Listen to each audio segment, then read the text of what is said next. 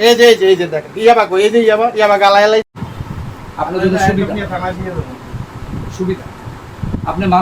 মানব সেবায় কাজে নিয়োজিত ডাক্তার মানুষ আপনি যদি ড্রাগ অ্যাডিক্টেড হন আপনি যদি এটা সেবন করেন ইনজেকশন পুশ করেন আপনি হাত জোর করতেছেন কেন না হাত জোর কেন আপনি সেবন করেন আপনি যদি অপরাধী না সে এই যে নেলবান ইনজেকশন আর কি শোনার আছে আর কি বাকি আছে ভাই আর কি বাকি আছে স্যার আমি আপনাকে সবকিছু বলবো আপনার যতই দুঃখ থাকুক আপনি কি ড্রাগ নেবেন আমি এরকম হ্যাঁ এই ড্রাগ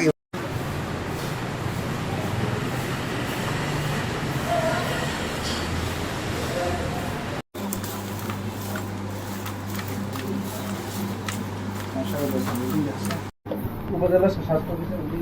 জানেন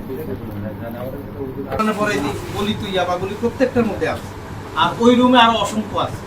আর এই মুহূর্তে তার খাওয়ার জন্য রাখা কি ঠিক না চুপ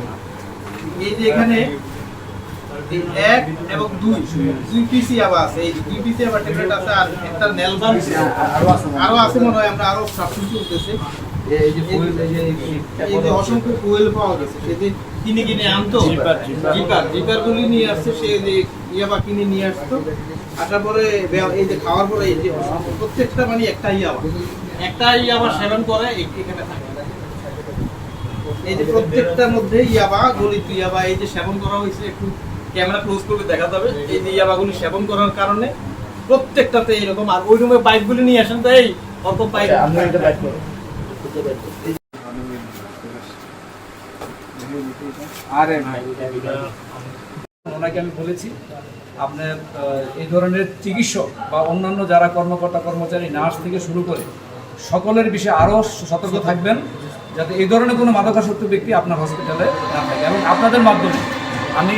সকল বেসরকারি হসপিটালের মালিকগণকে জানাতে চাই আপনারাও আপনাদের প্রতিষ্ঠানে ডাক্তার কর্মচারী নার্স নিয়োগের ক্ষেত্রে আরও সতর্ক হবেন এবং সকলে ডোপ টেস্ট করাবেন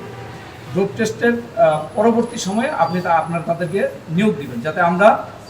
সঠিক চিকিৎসাটা পাই সাধারণ মানুষ যাতে আমরা সঠিক চিকিৎসাটা পাই একটা প্রাসঙ্গিক প্রশ্ন হলো উনি তো বিএমডিসির সনদপ্রাপ্ত তো এই যে বিএমডিসির সনদপ্রাপ্ত উনি তাহলে ভবিষ্যতে কি আসলে উনি ফিরে এসে আবার এই কাজ করতে হবে কি যেহেতু বিএমডিসির সেটা হচ্ছে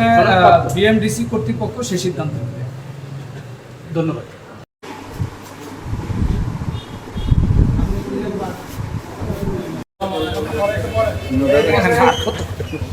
নিতে পারেনি বক্তব্য নিতে পারেনি এর জন্য